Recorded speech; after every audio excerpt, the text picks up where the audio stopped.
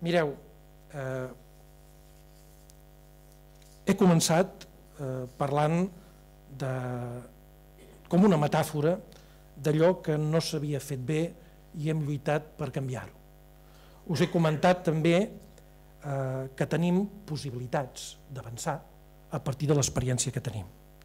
Que tenim polítiques coherents, que les volem fer amb els ciutadans, des d'un govern plural. I aquí em detendré. Fa uns dies que estic intentant desmentir un pacte secret. Jo sempre he pensat que desmentir els pactes secrets és impossible, perquè si és secret, com el vas a desmentir? Però es ve a dir, hi ha un pacte secret entre Convergència, Esquerra i Iniciativa per fer fora els socialistes. Un diria, home, sembla que els socialistes s'han fet fora ells mateix, no presenten a l'alcaldessa, per tant, aquest pacte no caldria fer-lo. Ja s'han fet ells de l'escac, és obvi. Per tant, què vol dir això? Vol dir que a la dreta amagueu els nens, que a la dreta governarà la ciutat. Ostres, la dreta què és? Jo tinc amics que voten Convergència, que voten el Partit Popular, i no tenen dos caps. Com ells també s'han donat compte que jo no tinc cua. No. No. Per tant, jo sempre he pensat que la millor manera de combatre la ignorància és el coneixement.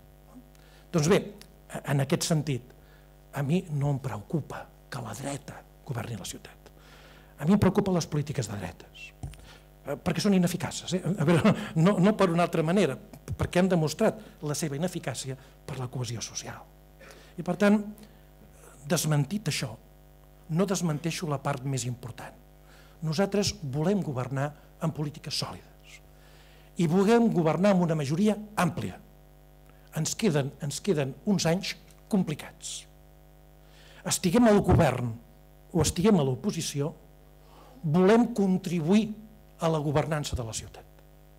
Estiguem al govern o estiguem a l'oposició, no volem estar fora dels canvis que en els propers anys cal fer. Qui prometi el que no pugui complir, per ignorància o petulància, que no compti amb nosaltres.